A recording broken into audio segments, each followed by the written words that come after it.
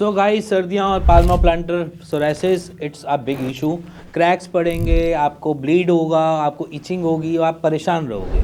परेशान के साथ इसी वीडियो में मैं बताने जा रहा हूँ कि कैसे हम उसको ठीक कर सकते हैं। तो पहले तो आप बिफोर और आफ्टर की आप पिक्स चेक करो, क्योंकि एक्चुअली में पाल्मा प्लांटर सॉर्टेड होता है या नहीं होता, उसका आंसर देने के लिए मैं बैठा हूँ यहाँ पे।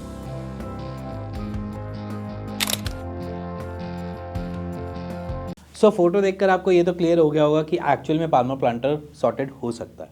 अब इसमें सॉर्टेड होने में क्या हेल्प करता है, तो सबसे पहली चीज़ मैं जो आज टिप्स बताने जा रहा हूँ वो आपके पाल्मा प्लांटर को थोड़ा सा सॉर्टेड कर देती है, आराम दे देती है।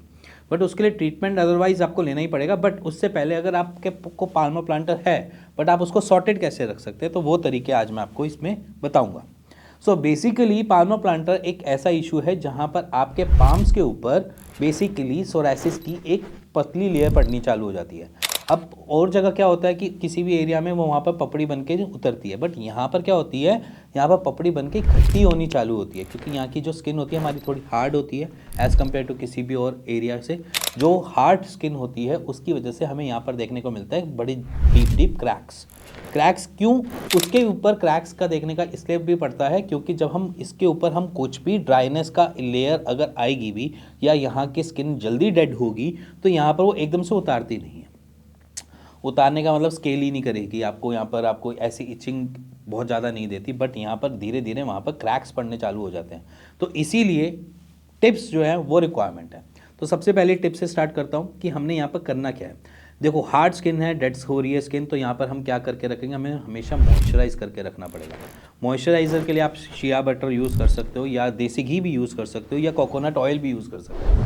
बट अगर आपको इन सारी चीज़ों से थोड़ी सी इरिटेशन भी हो रही है या कहाँ से मिलेगा, कैसे मिलेगा, इतना सब कुछ सोच रहे हो, तो आप सिया आयुर्वेदा में जाकर मॉइस्चराइज़र भी ले सकते हो, जो सबके कॉम्पोजिशन के साथ मिलाकर बनाया गया है, जो आपको सोरासिस में या पाल्मा प्लांटर सोरासिस में भी आपको हेल्प कर देता है मॉइस्चराइज देने के लिए। फिर सेकंड टिप जो है वो बहुत कॉमन है। सर्दियों के टाइम में हम बेसिकली ग्लव्स यूज़ किया करते हैं, क्योंकि वो जनरली हम ठंड से रोकने के लिए कर रहे होते हैं। दूसरा एक सेकेंडरी ऑप्शन लेकर चल रहा होता है सोरासिस या पाल्मा प्लांटर का पेशेंट कि इसको मैं पहन के रखूँगा तो शायद मेरे ये दिखेंगे नहीं।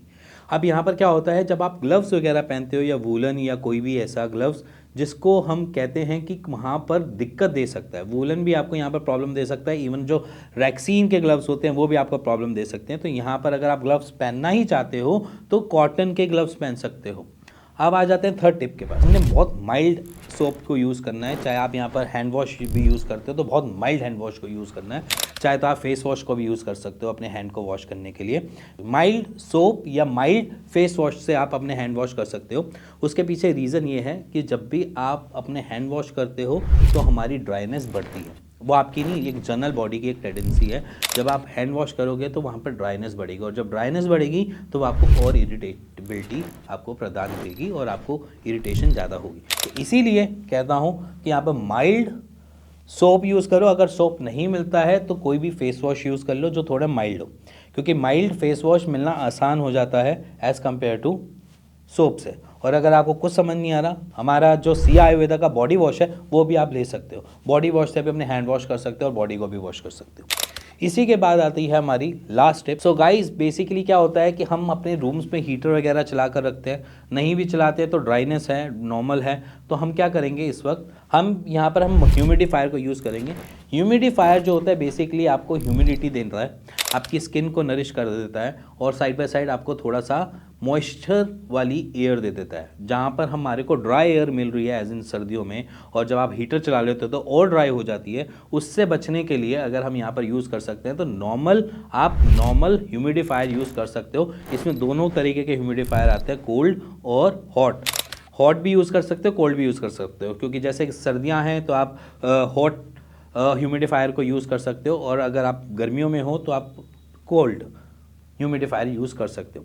ये ह्यूमिडिफायर आपको नरिश करके रखेगी, स्किन को ह्यूमिड देकर रखेगी, जिससे आपके सोरासिस के बढ़ने के चांसेस थोड़े कम हो जाएंगे। इसी के साथ अगर आपको ये वीडियो अच्छी लगी हो, पसंद आई हो, तो please like share bell icon दबा दीजिएगा। और अगर आपको कुछ पूछना भी है तो भी आप कमेंट कर सकते हो, और अगर आपको अपने हेल्थ के बारे में भी पूछना है तो आप नीचे दिए हुए नंबर पर मेरी टीम से बात कर सकते हो और उसका एक राइट सोल्यूशन ले सकते हो। इसी के साथ मिलेंगे नेक्स्ट वीडियो के लिए, तब तक के लिए नमस्कार।